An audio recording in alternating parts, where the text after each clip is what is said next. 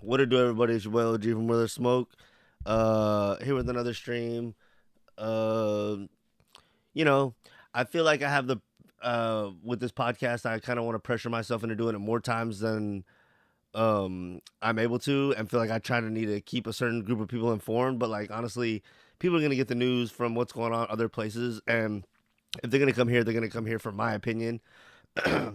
And have conversations and interact. It's not going to be just to catch up on the news, or for maybe some people it will be, and they might find out about a good story here. But I'm not maybe the best place to get like a total deep dive and a total encompass on the whole story. But I try to be, but it's like I fall short. So just being realistic about that. With that being said, tonight is just going to be like a more laid back stream. I hadn't planned to go live, but I was watching a couple stories that I would usually do to like videos that I like for entertainment, but that would be research for us to go live and watch together. I'm just going to watch them here laid back, chilling a little bit with y'all. We'll kind of go over them and, try to stream. I feel like if I take a more relaxed approach to it, I might end up streaming more often and not feel like the pressure to do a bunch of research and have a bunch of videos lined up and all that. Just like videos I would watch anyway and then watch later with y'all, just like watch them with y'all. And I've kind of floated that idea before and never kind of got to it. So anyway, I was kind of tired, not going to go live tonight, but decided to. We're just going to cover, with that being said, nothing specific. We're not going to have a bunch of lined up videos or anything. We're going to cover a little bit of the ongoing war with Iran and kind of talk about how Trump's back and forth on that. Pretty much over the last 2 weeks, he's back and forth, back and forth. Things are seeming real peaceful right now, but people that really have their ears to the streets or really into geopolitics, so to speak, are saying they're expecting like anything but peace because the Strait of Hormuz is not opened. We're sending more and more troops every day. On YouTube, I see a headline: "Oh, we're sending 1,000 more troops." Or we're sending, 2 or 3 days later, we're sending 2,000 more troops. 2 or 3 days later, oh, we're sending 2,000 Marines. I don't know. I've probably seen like 3 or 4 of those headlines over the past like week or week and a half of like, oh, we're sending a few more troops. Or we're sending a few more. So things are continuing to escalate. One of my friends said that Russia sent the most drones it's ever sent in the Russian-Ukraine war to Ukraine today in an attack. So that war's heating up. So tensions are rising. But we're just going to kind of cover a little bit of it, give our opinion, see what all y'all have to say. If y'all get in the chat, if y'all aren't doing anything. And if y'all catch a rebroadcast, let me know what y'all think of the war. And have you heard anything about it? Has it affected you? Or is it kind of off your radar? And if so, you're probably happier with it that way. And I don't blame you. But anyway, let's go ahead and get into this. This is a video from Sling and Stone talking about with the pressure being on the oil prices right now, we might be approaching a time where the governments around the world could say we're going to be in an energy crisis. And this guy's going to kind of talk about a theory of what they might be able to do with that. So let's watch and we'll give our thoughts. There's an insane amount of videos coming out right now, all pointing to the possibility of energy lockdowns. With what we're seeing in Iran, also different news stories coming out of Europe, stuff from Texas, and one of the craziest happening just yesterday on the 23rd in Australia. We'll start this off with a video that kind of lays the framework for all of this with the recent. Yeah, and another thing I almost forgot about. See, that's like I wish I had all these stories lined up so I could hit the front of the episode and be like, all right, this happened, this happened, this happened, this happened, this happened. All right, now let's watch the videos and give our commentary on all of it. Anyway, I'm not at that point yet, if I ever will be.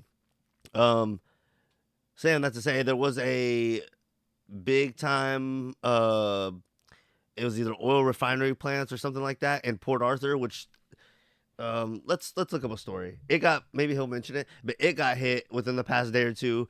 And that's kind of weird, like in the middle of a war where we're fighting with a country that has like a lot to do with the world's oil sources, and like a lot of people get their oil from Iran or other countries real close. So when they close the Strait of Hormuz, it affects, as we keep hearing, 20% of the world's oil supply. Right when this is going on, it's funny that like this plant is, I don't know what happened. We'll look that up maybe after this. News that has come out from the International Energy Agency. Listen up.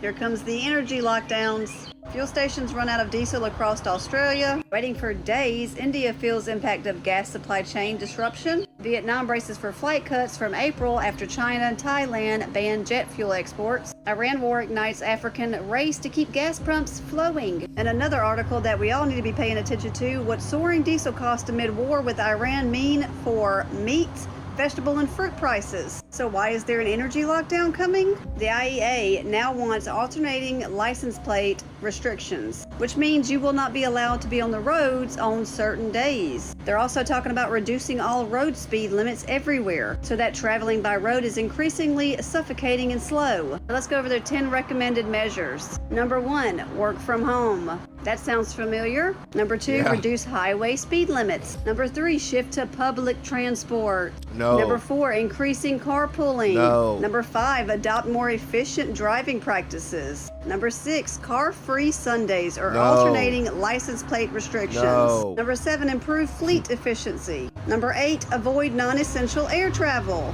Number 9, switch to electric or modern cooking solutions. And number 10, leverage flexibility in petrochemical feedstocks. Welcome to the Great Reset. And yes, this was all planned.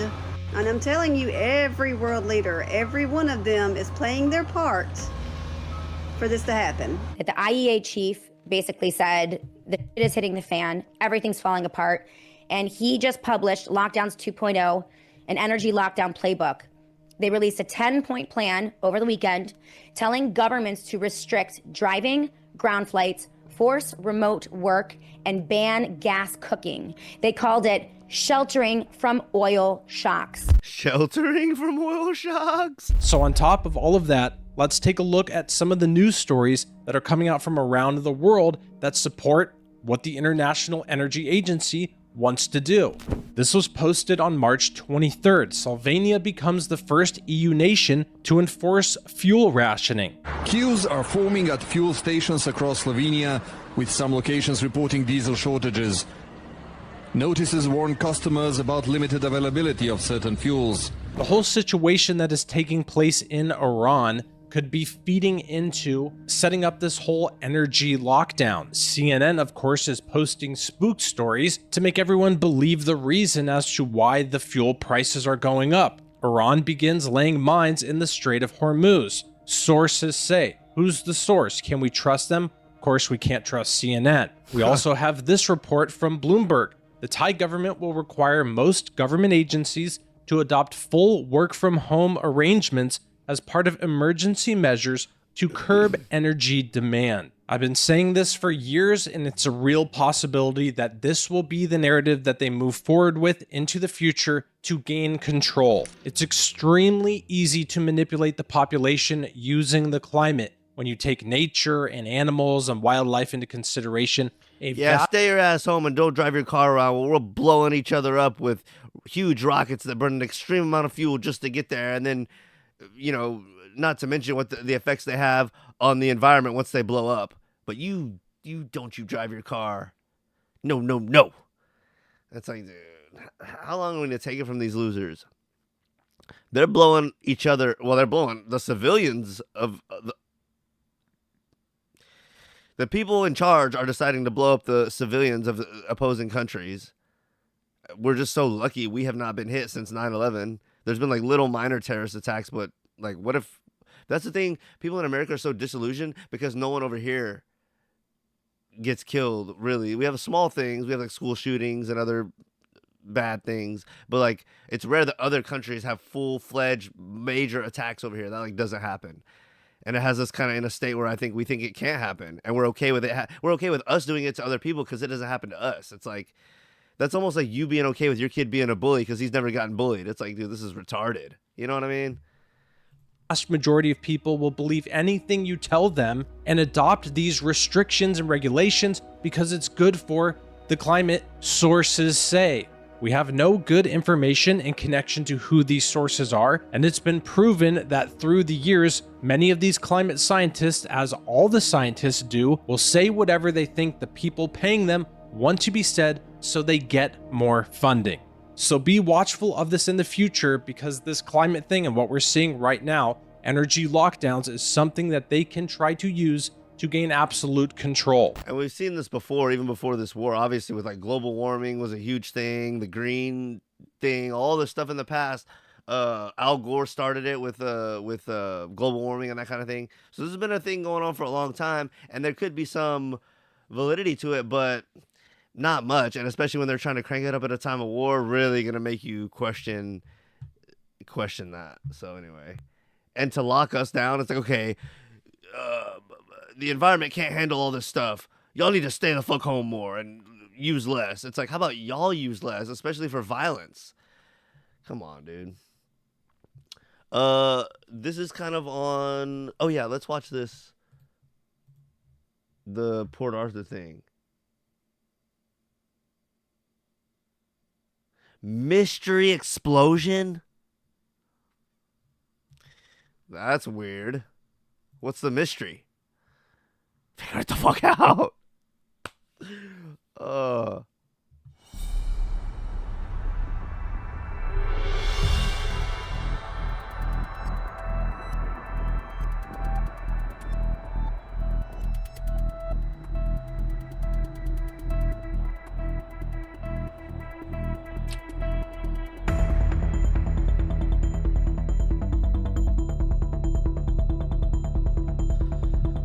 Thick black smoke, blah blah blah. What's the details on it?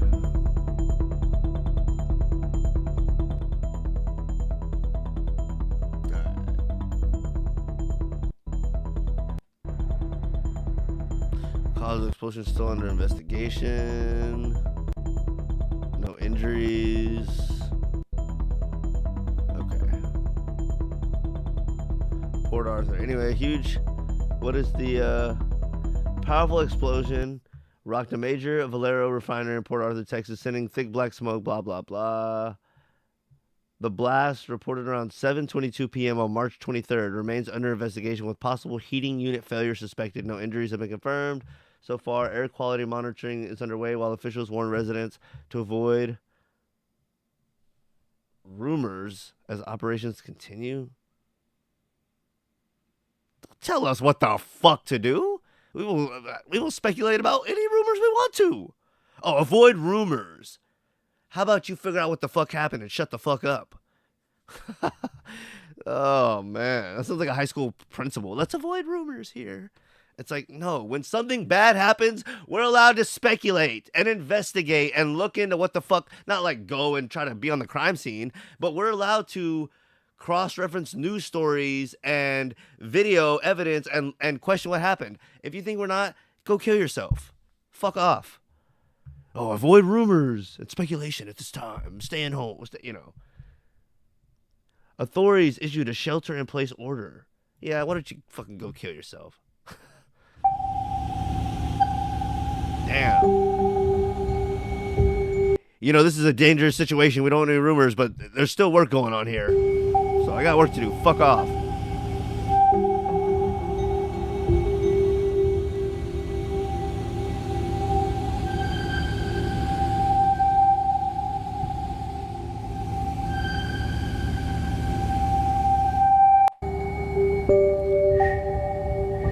It processes about almost 500,000 barrels of oil a day.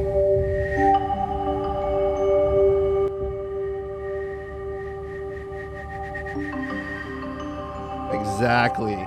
It comes amid a spike in gas prices driven by the war in the Middle East. Surely they're not going to use this and a couple other things to really put a stranglehold on us and then say, oh, we got to have an energy shutdown because we're so short on oil and gas and everybody's going to... Remember what that other video was saying? Stay home. What is it? You know, Sundays or every other day license plate type shit. It's like, bro, kiss my ass. Because y'all going to war to kill a bunch of people? We got to fucking start limiting our freedom? Bullshit. Okay, this is a video of PBD I was watching. Kind of made me decide to go live because I was watching this and he was coming up with some good points and I was thinking of some good things to say. Made me decide to go live. Let's see. Yeah, we'll watch this because I'm not as much going to cover the war in Iran specifically. Like I am going to talk about it, and that's kind of the big overarching topic. But I am going to actually cover, there's a little bit of update on the Russia-Ukraine war, like I was saying earlier, where Russia sent the most drones. According to my friend, he said the most drones of the whole war was sent by Russia to Ukraine today in an offensive attack. So we're kind of look at a few updates about that after this video. But in this video, we're going to listen to PBD. He's going to break down the Strait of Hormuz a little bit, which has been like beaten like a dead horse if you've paid any attention to this war. But he's also, what I found interesting, he said, is going to talk about a few other key straits throughout the world that are important, maybe not just for oil, but economically also. And I thought that was interesting. So we'll cover that here, or kind of watch him cover it and give our opinions. And maybe not going to have as much video stuff to cover on the war, but just kind of talking about what I've been hearing and stuff like that. But been hearing like over the past day or two peace talks where it was like ramping up, because if you had really been paying attention and honing into it, Sunday evening sometime, Trump ordered a 48-hour thing that said if Iran doesn't completely open the Strait of Hormuz within 48 hours, I'm going scorched earth. Basically, he said I'm going to attack like one of their biggest power plants, and then I think about halfway to the deadline, just a little over 24 hours, something happened, and he's saying like, oh, I'm giving him 5 more days, negotiations are going good and stuff like that. So the whole time he wants to make it seem like we're winning the war, the war's over. But then, and for a while he was saying no negotiations. Now he's starting to change his tune a little bit. So right now the talks are of peace, and we've won, and the negotiations are about to move forward. Again, like I said towards the beginning of the stream, I've heard from people that really are more ear to the geopolitics thing that's not true, so we'll see.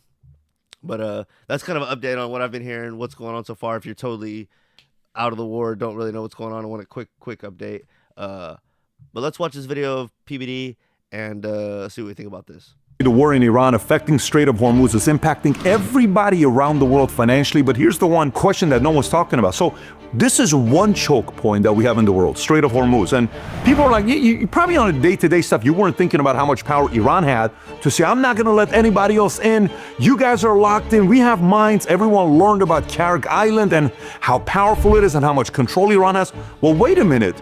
I didn't know they were this strong. Well, if that's the case, what are the other choke points in the world that if all of a sudden China's like, you want to put this much pain on me that I'm being cornered with oil prices?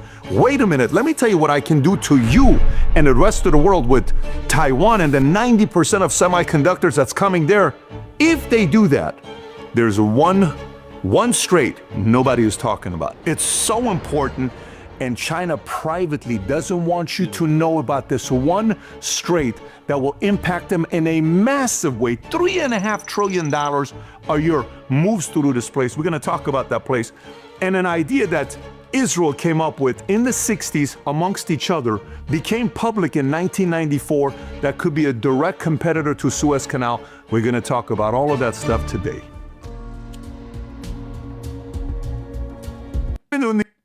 Our algorithm on 21 million barrels a day goes through Strait of Hormuz. We're seeing the pain for everybody. Gas prices this morning, I'm talking to Rob, on the podcast. He says, Pat, gas prices 2 weeks ago, he's paying $2.75. This morning, $3.99. If you're watching this, your gas prices have probably gone up 50 cents to $1.20 per gallon. Whatever part of the country you live in, you're feeling it, right? Now, why is that? 20 to 25% of all seaborne oil trade, 20% of global LNG goes through the Strait of Hormuz, primarily oil from Saudi, UAE, or Iraq, Kuwait, Qatar, and a big chunk of the oil that China relies on comes from here. So they felt the pain in a massive way. So what does Iran do with Operation Epic Fury that started on February 28th?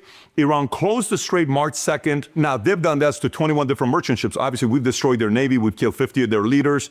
Supreme leader, we just killed their chief intelligence officer. So this is not a good situation, but if you go right now to find out if Strait of Hormuz is open or closed, it'll say restricted. Why? We'll get to that here in a minute as well. Keep in mind, a lot of people think Strait of Hormuz, it's 21 miles wide. If it's 21 miles wide, you have to be able to get a bunch of ships that go through at the same time, right? Nope, only 2. Only two? Only 2. Why? It's not, if you think it's a deep place and you can have 50 ships going through, that's not the case. So economical implications. Oh, wow, that's important too. You say it's 20 miles wide, which is, as you can see on the map of the ocean, that's not that big in the ocean, but it is a pretty good stretch. But if, like he's saying, most of it's real shallow and there's only really 2 shipping lanes, when they're saying Iran is allegedly dropping mines in the Strait of Hormuz, okay, well, they don't have to cover the whole 21 thing, like Trump too. They don't have to cover the whole 21 miles. If they only have to cover 2 shipping lanes, that makes it so easy. They could put 10 mines out there and have the whole thing covered. Just oil supply disruption ever. Brent crude went from 100 to 126. Omani crude 150. I think the record is 145. I don't know if we're going to hit it or not. Some massive thing needs to happen to hit the record. Oil prices could hit 200 if this continues. Some people say it's a little bit of fear porn, but it's also reality. If all of a sudden Chad Islands hit and Iran just says, forget about it, and a couple ships are truly hit in a massive way, you can see that every day this thing stays. If it stays closed for 3 weeks, we're dealing with a $200. It's never happened before. Could get to that point. U.S. gas prices up nearly $5 in California. Global oil crisis losing 8 million barrels a day. That's that part. Now, in the logistical problem side, limited, get to that point. U.S. gas prices up nearly $5 in California. Global oil crisis losing 8 million barrels a day. Global oil supply is losing how many barrels a day? 8 million? Weeks, we're dealing with a $200. It's never happened before. Could get to that 8 million. But what is the global oil supply? What is that? It's losing 8 million barrels per day, but what is the global oil supply? Is that just like you're saying we're not all sharing the oil, but if you were to take all the reserve and put it all together, it's going down by that much a day? That's crazy. That's what I'm guessing it is. Gas prices up nearly $5 in California. Global oil crisis losing 8 million barrels a day. That's that part. Now, in the logistical problem side, limited mobility. We talked about the U.S. military resources, 7 to 8 destroyers for just 3 to 4 tankers. China, India, non-Western countries still allowed in the area. So Iran said, look, if you're China, you're India, your partner, go through. If you're friends with the Western side, you cannot come through this year. There's a price for it. And if you notice, NATO storm, Kier from UK, and I don't know if we're with them, President Trump. How can the other countries get through if there's mines there? Obviously there aren't, right? Why would it, it's like a car, if you just follow a car through a dangerous situation, like if a ship's going through, just tail the motherfucker right through the strait. What, are they going to blow both of them up? I mean, maybe, but it's like that, put some pressure on them, you know what I mean? Comes out, I need you guys to be on ours. Oh, we can't. We want to kind of have a place because we got to get through. So it's an interesting thing that's going on right now. Who's going to be siding with them, who's not? And this leads to the secondary consequences, which is port congestion, longer shipping times, delays on sulfur and aluminum, crops, semiconductors, worldwide inflation, shipping, insurance costs. Anyways, there's a bunch of things that can happen here, but that's one of the world's choke points. No one's talking about the other places. Let's talk about the other places. Here's where the main global choke points are. When you look at this, you see obviously Panama Canal, Suez Canal, you'll see the Turkish Strait, you'll see all these other places, but I'm going to emphasize a couple of these here. Number one, Suez Canal. 12% of global trade goes through there, 30% of container traffic, $4.2 to $5.7 billion in transit fees for Egypt. So that means in this area, who has a lot of control? Egypt. This is why Egypt's also got its own power. They influence what happens in Suez Canal. So everybody's like, look, Egypt, just kind of be good. And Egypt's like, look, you guys are giving us a lot of money. It's good revenue.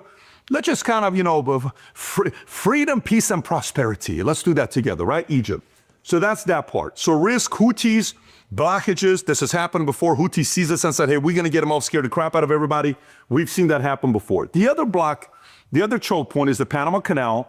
13,404 transits, $5.7 billion in 2025. Risk, drought. When there is a drought, there's water that they need coming in from lake. Like there was an issue a couple of years ago with rain, El Nino. Didn't really happen. It was massively problematic. They couldn't get as many ships to be going out as they did before. The number, I think, got all the way down to 22 to 24. They'll generally do a number that's a higher number. I think the number is 36, give or take.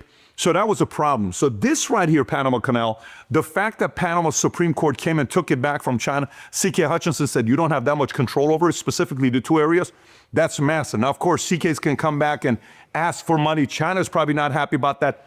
This was one of the choke points I was very concerned about. If China could have a lot of control over, this is a good thing. Now watch the next one, Taiwan. Remember when a while back Trump went over the Panama Canal and took it back over? It's like all these little transgressions that are likely leading to a bigger thing.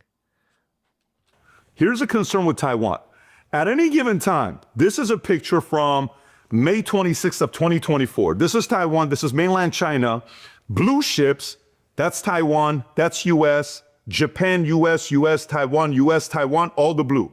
Everything you see with red is China. They all need to protect this place. China says this is ours. Now, if China decides to go scorched earth and say, you know what, here's what we're going to go after Taiwan, and we're going to do all this stuff to hurt you guys with the ships. There's one area no one's talking about, the Strait of Malacca. And here's why this is important. 94,000 ships annually goes through here. You don't hear a lot of talks about Strait of Malacca. 25% of all goods We're talking about $3.5 trillion of trade value that's moving through this place that we don't talk about a lot. But this is a massive risk for China. Why? That's 80% of oil imports. So let's take a look at this. When you look at this map, okay, this is China mainland. This is the Strait of Malacca. Okay, you may say, what's the big deal?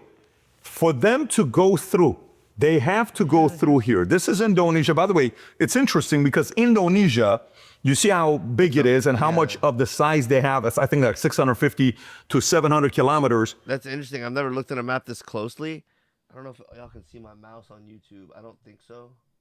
But like right where Thailand and Burma, it'll always be Burma to me, Elaine. I know, oh, that's interesting. I never knew where that was. Okay.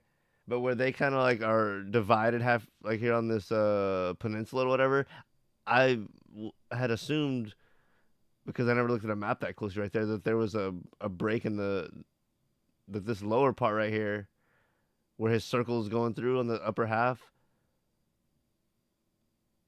that's blue. I thought that was maybe its own island of itself. Anyway.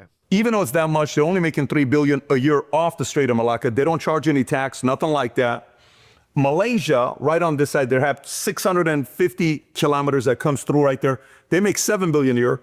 See Singapore, how small it is? That small little place, it's only 24 kilometers. They make the most money, $15 billion every year from the Strait of Malacca. Why? Services, people stop by, get their things scored away. There's so many different great experiences and services there. So they make that money for themselves. But the point here is the fact that if anything happens here, like the Strait of Hormuz, they put a stop to that, China's going to feel it. Now, of course, they have alternatives, but they don't want anybody to be messing with the Strait of Malacca. Now, last but not least, I told you at the end that Israel's sitting there saying, look, you know, our concern is with the Strait of Hormuz, all the way on the other side, it's like 193 kilometers. When you look at this one here, Israel back in the 60s came up with an idea that they internally talked about, became public in the 1990s, I think 94, and they said, look, if we have to use Suez Canal, what if all of a sudden one day they say, Egypt says, hey, Israel, you better or else, guys, we got to think about ourselves long term. What if we do that? And they suggested the Ben Gurion Canal. And you know, if you hear strait, it's God-made, it's natural. Canal, it's man-made. They said we should build a canal, calling it the Ben Gurion Canal, 250 to 300 kilometers. Some say a part of the Gaza. They said we should build a canal, calling it the Ben Gurion Canal, 250 to 300 kilometers. Some say a part of the Gaza war that took place is to open it up to build the canal there. And the ideas are pretty outlandish ideas. To build this, they need 300,000 men to help them out. $55 billion budget, I believe, to build this property out. And again, this was an idea that came about a long time that was discussed, proposed in the 60s, named first for their first prime minister. To be able to build this, they have to dig the place, bunch of nuclear bombs, blow the whole place up to open it up. And, you know, alternative to Suez, West-friendly government, 2 ships at a time that they could pull off. And this is what they're proposing. Nothing's happened yet. People are saying this is something that we may want to entertain in case Egypt all of a sudden does something. Again, everyone's now thinking choke point, right? And by the way, this whole thing that's going on, everyone's like, hey, man, we got to be careful. The Strait of Hormuz scaring the crap out of me. What if somebody else later on? We can't be controlled by anybody, right? Look, watch what Saudi all of a sudden came out and say, but by the way, all this time, we've been building something no one knows about. There's an alternative that we have. You know, we don't have to go through the Strait of Hormuz. We have been working on the Saudi Arabia's East-West petroleum pipeline since the late 70s. And we put about 10 or $20 billion into this, and it's sweet. It just goes right through. And we have it available. And it's 5 to 7 million barrels a day instead of, you know, maybe not 20 million. How far is that? They were saying that looks farther than the canal the Israelis were going to build. But the thing with this pipeline is you can only ship oil through it. Obviously, through the canal, they can ship anything. But it looks like the pipeline is much farther. Still, we're building this. So now, and suddenly out of nowhere, I think it was a few days ago, we're ready to be in business. We're available. This quickly? Yeah, we've been building it for all this year. Think about this. On how long they've been. So this is why it's important as you're going through this, and Trump all of a sudden used the DPA, the Defense Production Act, to restart Santinez unit for oil in California, 50,000 barrels a day. It's not a lot, but it's still enough to kind of help out with some of the gas. Newsom's like, no, you can't come and deal with the state, climate, all this stuff. You can't, federal government can't come and deal with it. They're trying to lower your gas prices. For you, it's the highest. And he's trying to make a deal, $300 billion with India's Reliance Industries for new oil refinery in Texas, a first in 50 years. And all these other conversations are happening because everyone's realizing, oil refinery in Texas? Long-term thinking. Guys, yes, time out. What are we doing to protect ourselves and hedge ourselves against a massive crisis that could happen, that somebody wakes up, the China, the US and Iran and all the Russia and Israel and all these guys all of a sudden decide to do something. We have to be ready for it. It's all long-term thinking, and you better believe these conversations are being had right now as we speak. So if you got value out of this video, give it a thumbs up and subscribe to the channel. I actually did. The last video he did like this, I thought was kind of lame. And there were some other people criticizing it as well. And a lot of times, like, I would say over the past, like, not within the last year, I haven't been feeling PBD as much, but like the 2 or 3 years before that, I wasn't in love with him. I'm following everything he said, but I thought he was a good right wing. Like, if you want to get the official right wing thing that they're saying and like a few different takes on it, and like they're basically, it's like Fox News was washed and trash and ass. If you want to get the new facelifted version of the right wing official narrative or whatever, you would watch the PBD thing, and like they would still have some pushback and like some maybe like the conservative on Twitter views, but it's gotten a little bit more leaning towards the Fox embodied over the past year, and like just kissing Trump's ass no matter what, as opposed to where I feel like they were a little bit more edgy and for lack of a better term, just like how people on X would be critical and skeptical. They were a little bit more leaning into that way, and now they're leaning a little bit more of just like kissing his ass and being like Fox News. But I still stand by, if I want to get like the news from a right-wing angle and hear like their actual thought process and maybe a few of their good points and not just the very basic botted Fox thing, I will go to PBD. And that'll be kind of my jumping point to kind of go off of what they say a lot of times. So I do think they have a good news channel as far as the system and all that goes. So shout out to them. And then this is probably what we're going to wrap it up on. Like I said, I'm not going to cover too much of every little detail of the war. If you can probably find that way better somewhere else, or either that or you've been keeping up with it better than me even. But I have heard that the Russia and Ukraine war is heating up, like I was saying a couple times earlier. So let's just watch a few videos on that and kind of give any thoughts on that if we have any. And then maybe get out of here. Just kind of keep it short and simple tonight. And yeah, I've only been going about 30 minutes. But anyway.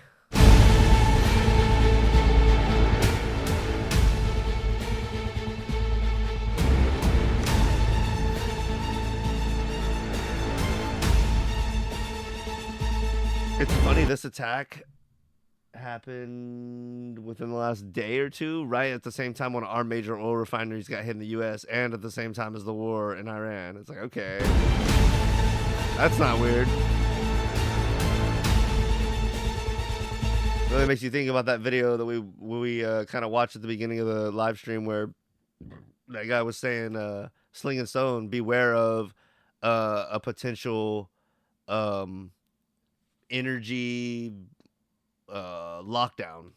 So it's a interesting theory, and I wouldn't be totally surprised or caught off guard by it.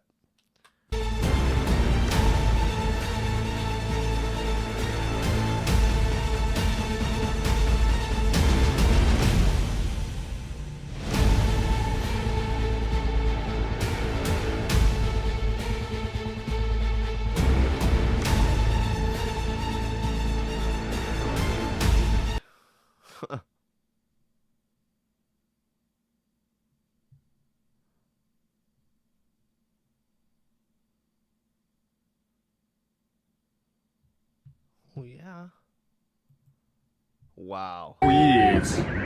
Бля, сейчас взрывная волна дойдет до нас. I believe this is the same event. This is, I'm guessing, not live now, obviously, but this video is taken it live at the time. Смотри, ебанись. Может, уйдет? Да нормально. Бля, ебать. Ебать. Crazy explosion. Смотри, сейчас бомбанет. Ебать! Снял? Офигеть! Охуеть. Бля, сейчас взрывная волна дойдет до нас. Ты прикалываешься? Смотри. That would be like crazy to see live, honestly. And this is Russia hitting Ukraine. So that was Ukraine hitting a Russian oil refinery. Now this is Russia hitting Ukraine. I'm not sure what they hit. Let's God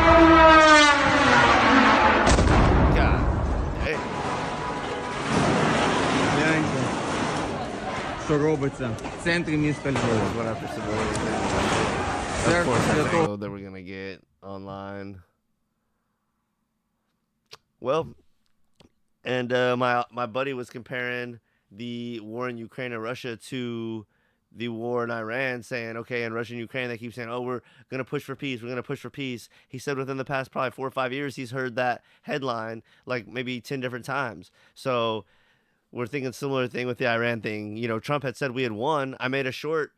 When was that? Let's go to the channel. I was wondering how old that thing is. So this war is so chaotic and so many flashpoints happen so quickly. It's hard to keep track of. Where there's smoke, slow, loud, and banging. You know, I need to come up with a Where There's Smoke theme song. That'd be dope. Slow, loud, and banging. Slow, loud. Okay, so I put the short out. When was this? That's the thing I don't like about shorts. They don't tell you when they were. You have to look at the comments and see 8 days ago. 8 days ago. And I was probably like a day or two late on posting this. So, you know, 10 days ago, a week and a half ago, he said this. We take decisive action to stop the threat posed by the terrorist regime in Iran with Operation Epic Fury. Is that a great name? Well, it's only good if you win. You know, you can only do. And we've won. Let me tell you, we've won. You know, you never like to say too early you won. We won. We won the bet. In the first hour, it was over. But we won. Are you ready to officially declare victory? No, I don't want to do that. There's no reason to. I think I'd just say they're decimated, but I wouldn't do that. I think. God, he is such a flip-flop. And he flip-flopped again since then. Get the fuck out of here. It's about to be that time of year where I can't just leave the door open and enjoy the outside air. It's going to be... Watch Pete Hicks. Oh, let's watch this. I just want to see his latest...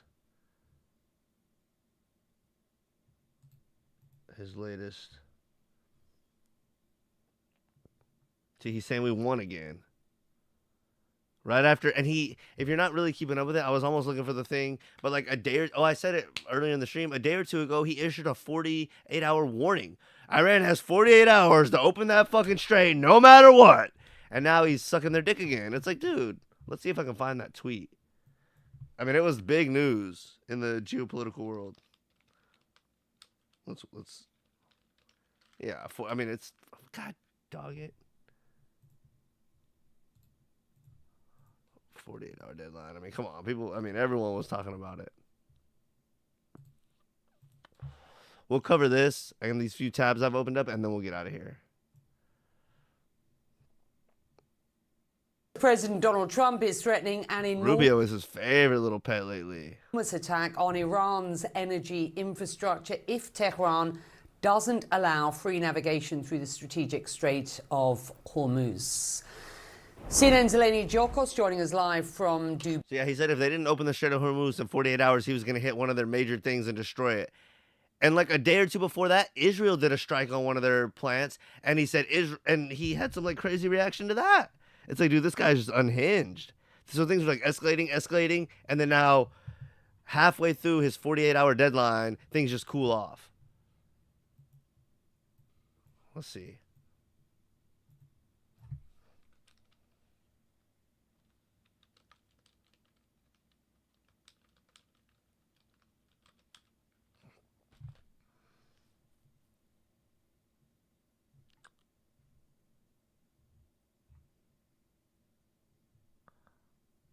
Let's see this too.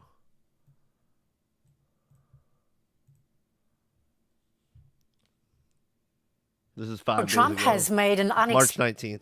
Expected move, criticising Israel for a strike on a gas field in Iran. Live to our Europe correspondent, Jacqueline Robson in Tel Aviv. Jackie, the president put out an angry post saying the US knew nothing about the attack. Yes, and the US president made it clear that Israel's strike on the world's largest natural gas field had nothing to do with America. The hit on Iran's South Pars gas field first drew sharp criticism from Joey Flex, we are definitely not winning the war.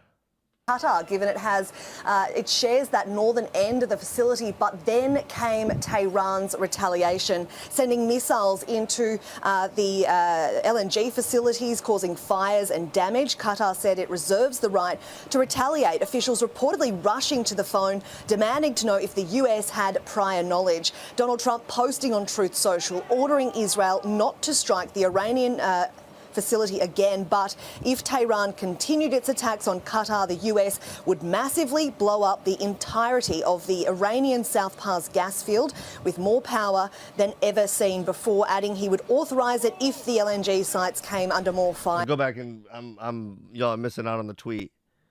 On Truth Social, ordering Israel not to strike the Iranian. So Israel, out of anger, let's go back. I want to read the whole thing. Retaliate, officials reportedly rushing to the phone, demanding to know if the US had prior knowledge. Donald Trump posting on Truth Social, ordering Israel not to strike. Here we go.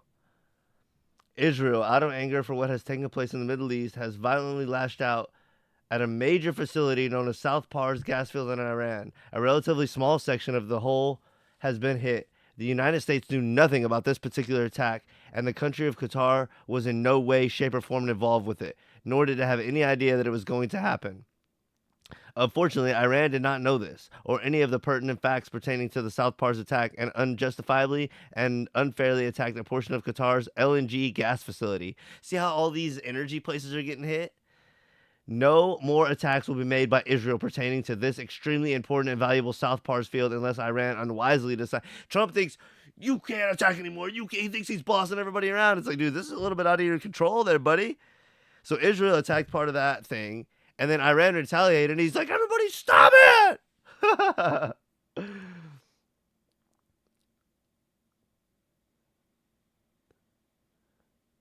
So what was I? Okay. No more attacks will be made by Israel pertaining to this extremely important and valuable South Pars field unless Iran unwisely decides to attack a very innocent, in this case Qatar, which instance the United States of America, with or without the help or consent of Israel, will massively blow up the entirety of the South Pars gas field in an amount of strength and power that Iran has never seen or witnessed before. I do not want to... I can't read the rest of it because it's cut off, but... I do not want to authorize this level of violence and destruction because of the long-term implications that I will have in the future of Iran. But if Qatar's LNG is again attacked, I will not hesitate to do so. Thank you for your attention to this matter. This is like maybe a week ago or a little less. Iranian facility again, but if Tehran continued its attacks on Qatar, the US would massively blow up the entirety of the Iranian South Pars gas field with more power than ever seen before, adding he would authorise it if the LNG sites came under more fire. Now, all of this comes as Israel took out another big scalp of the Iranian regime, the intelligence minister, while thousands turned out for a funeral procession. So things are definitely heating up and not quieting down. That was 5 days ago. This was 2 days ago. By Eleni, Donald Trump then threatening Iran with an enormous punch on Iran's energy infrastructure should Tehran not, quote, open the strait within 48 hours. It's not at all clear whether Iran will heed that warning. All signs are that they won't. The impact of that choke point and the effect of a shutdown in energy sites around the region continues to have a huge impact on the world economy. Asian markets will open first, of course, for Monday trade. What's expected? We are feeling it around the world already. Ultimatum. I don't even know how to spell that right now. I'm too gone. No, 48 hour.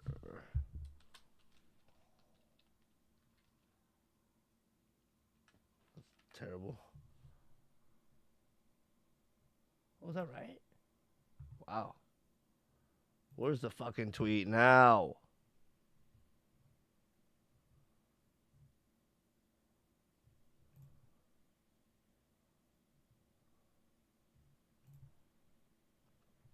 If Iran doesn't fully open... Gosh, dog it. If Iran doesn't fully open without threat the Strait of Hormuz within 48 hours from this exact point in time, the United States of America will hit and obliterate their various power plants, starting with the biggest one first. Thank you for your attention to this matter, President Donald J. Trump. Wow. That was Sunday evening sometime. That is like crazy. This was after the other thing where he told Israel to stand down and Iran to stand down and the whole thing with Qatar and all the different oil things. He's just been getting active, bro. Fortunately, I called Pete. I have just now seen this. This is fresh off the press. General Kane. I called a lot of our great people. We have great people. And I said, let's talk. We got a problem in the Middle East. We have a country known as Iran that for 47 years has been just a purveyor of terror. And they're very close to having a nuclear weapon. We can keep going and get that 50,000 up to 55 and 60 is no end. Or we can take a stop and make a little journey into the Middle East and eliminate a big problem. And Pete, I think you were the first one to speak up. And you said, let's do it, because you can't let them have a nuclear weapon. So we are now having really good discussions. They started he does not look happy. Last night, a little bit, the night before that.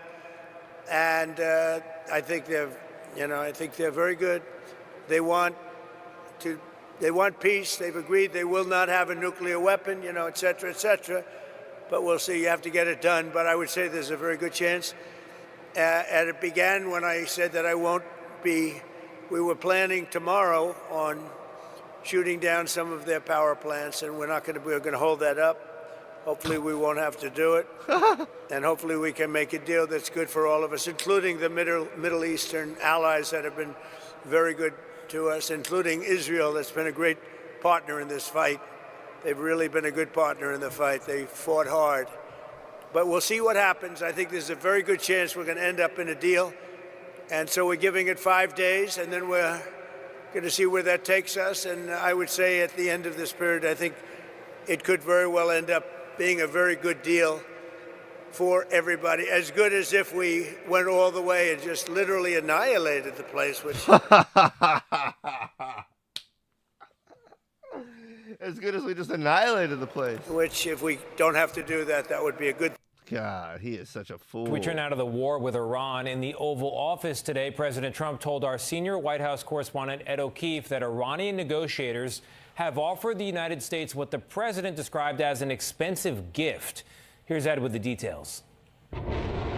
Even as Iran launched missiles towards Israel and other Gulf nations today. We're in negotiations right now. President Trump claimed the regime is so near defeat, it has no choice but to negotiate an end to the war. I thought their military was so decimated. We were flying planes over everywhere and cruising and cooling and fucking getting our dick sucked.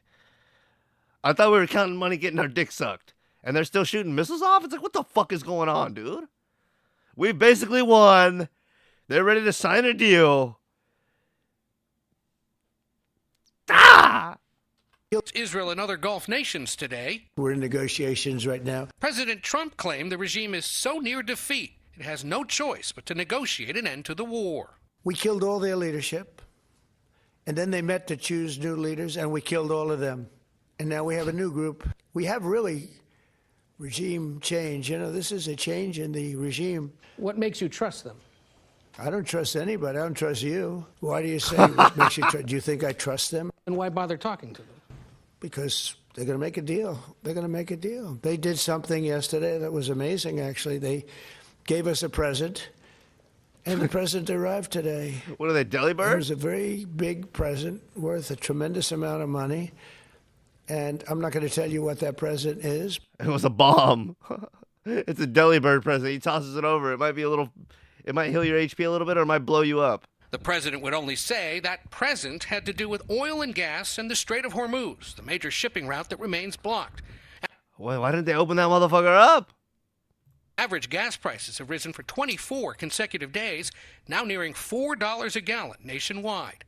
But even as the two countries are negotiating indirectly, the U.S. is sending 5,000 troops to the region, on top of the more than 50,000 already deployed. Wow. Are there going to be boots on the ground like a lot of these people that I listen to, and whether they be local or famous people that are really tuned into geopolitics that are saying troops are likely? Yes. Trump does not want to say anything about that, or Pete Hegseth either, or Rubio, but it's like, dude, I don't think anyone in America is supporting troops on the ground. Like, I would say the support for that is like less than 25% or less. 3/4, I would say, are neutral or against this war. Those Easy. troops could be ordered to take Karg Island, a key oil shipping depot, or deploy on the Iranian coastline to help secure the strait. But even Republican lawmakers are skeptical of those plans. The White House really does need to articulate the plan so that people aren't reacting to their own Lindsey Graham loves it, I can tell you that. Hypothetical deployment of what troops on the ground looks like, for example. And tonight, CBS News has learned more than 1,000 troops from the Army's 82nd Airborne Division are also deploying to the Middle East. They specialize in securing territory by parachuting out of airplanes. Tony? Ed, thank you very much. Wow. Just moments ago, the president saying the war with Iran is done. Problem is, both Iran and Israel seem to disagree. The IDF continued its battering of Iranian missile and drone sites today. The Strait of Hormuz is essentially still closed, blocked. This is a 6-hour-old video. Scripps News senior White House correspondent Haley Bull joins us now live from the North Lawn. And Haley, the president had a lot to say about the war with Iran. Catch us up on it. Yeah, Dale, President Trump declaring the war with Iran won, Iran defeated, their military destroyed, and regime change achieved, while making clear the U.S. holds the capability for further strikes. This all comes as the president says the administration is negotiating with Iran, though a number of questions remain on the details, who the U.S. is negotiating with, and where, if these talks are occurring, they are taking place. The president indicating his special envoy Steve Witkoff, son-in-law Jared Kushner, Secretary of State Marco Rubio, and Vice President J.D. Vance are all involved in this effort. He also proclaimed that Iran won't have a nuclear weapon nor enrichment, but did not give any specifics over what they have specifically agreed to. As leading into this, we saw officials remain concerned over enriched uranium Iran reportedly possesses. Dell, it is also not clear what specifically has changed in their confidence level in Iran's willingness to reach a deal after concerns were raised about that. They got somebody that's willing to kiss the ring. That's what happened. Leading up to the start of U.S. operations. The president they probably already did, but they got one who's ready to kiss it a little more. saying that they are dealing with what he called the right people. This lady's putting me to sleep. So tensions with Iran are escalating fast. President This Trump video's 2 days old. Put out March 22nd. now threatening to obliterate its power grid if Tehran does not reopen the Strait of Hormuz. Iran This is is part of his firing back, warning it will 48-hour ultimatum, as you can see by the headline. But like, dude, he gives a 48-hour ultimatum, and then a little more than halfway through it, I guess they had negotiations, and he's like, "Oh, we're gonna give him 5 more days to figure it out." It's like, I guess that means we are getting close to the end. But as I've said many times throughout the last like 20 minutes, wouldn't be surprised based off of the people that I listen to, and that really are tapped in, that this could still escalate, even if it's a month or two down the road. target critical infrastructure. Anyway, I think we've heard enough about the 48-hour deadline, and this is the short of me. You know, he already said we won and backtracked, and we'll see if that happens again. He's talking high and mighty right now. So y'all let me know what y'all think. I know we probably don't cover the things as far as like, okay, if you haven't caught up on the war, here's this and this and this and this and this has happened. I could get better at that, but overall, that's not my specialty anyway. I feel like my specialty is giving commentary that maybe other people are not gonna say, and a lot of things other people are gonna say, but some of the things they're not. And I'm able to cut loose. I feel like I can be myself and not try to. No one's paying me, so I don't have to be anything or like push any kind of narrative or anything. I'm just gonna say what I think and try to push for the best. So anyway, y'all let me know what y'all think. What do y'all think about the war? and just kind of how the drama's swirling with that. And it's probably better. Like my brother says, like he doesn't ever pay attention to it or thinking about it or like listen to the news, so he just doesn't know about it, and he's happier and better off. And that probably is honestly the better way to be. But with that being said, missiles are flying and people are dying. That rhymed without me trying to make it rhyme.